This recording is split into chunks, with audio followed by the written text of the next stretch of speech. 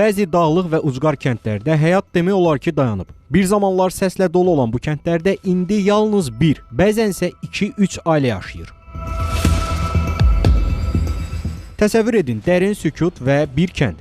Amma bu kənddə yalnız bir nəfər yaşayır. Nə qonşu var, nə də dara düşəndə kömək edər deyəcəyiniz bir adam. Bura İsmayıllı rayonunun Gəncə kəndidir. Vəli Abdullayev də kəndin yeganə sakinidir. Burada il olub 500 ev olub, 50 ev olub, 60 ev olub. Hal-hazırda onlar suyu, yolu olmadan, qazıdır olmadığına görə dağılıbdır. Cəmaət hamı gedibdir şəhərə, kəndlərə, başqa yerlərə. Baxımsızlıq ucbatından kənd elə bil ki, yoxdur, boşalıbdır. Əgər qurulsa, şərait salınsa, bərpa olunsa, cəmaət gəlib yaşayıb, davam eləyə bilər. Dolanışığına da bağbanlıq eləyə bilər, nə bilim, şəxsi təsərrüfat saxlaya bilər. Bundan başqa İsmayıllının bir neçə kəndi artıq tamamilə tərk edilib. Məsələn, Çəndahar, Həftəsov, Bağəli, Güyüm kəndlərində evlərin çoxuna qıfıl vurulub.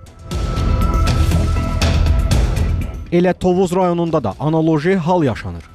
Biz hal-hazırda Tovuz rayonunun Kirən kənd inzibati ərazi dairəsinə tabe olan Qalaboyun kəndindəyik. Bu kənddə də artıq insanların rayon mərkəzinə və ətraf ərazilərə köçü başlayıb, amma bu kəndə rəğmən ətraf kəndlərdə demək olar ki, artıq yaşayış qalmayıb. Məsələn, Tovuz rayonunun Saladınlı kəndi, Sofular kəndi və xüsusilə qeyd edim ki, Baqqallı kəndində, hansı ki, bu kənddə 100-ə yaxın belə deyək, ailə yaşayır ki, hansı ki, onlardan cəmi hal-hazırda 3 nəfəri qalıb və məlumat üçün bildirim ki, bu kənddə ötən il şagird olmadığına görə orta məktəbdə bağlandı. Bir 3-4 il bundan qabaq hardasa 120-127 nəfər uşaq vardı. İndi 80-90-a elə bir məktəb bağlamaq üzrədir, elə bizim bu yerdə. Əsas səbəbi kənddə azalmanın səbəbi birinci işıq, qazdır. Bunun heç biri yoxdur.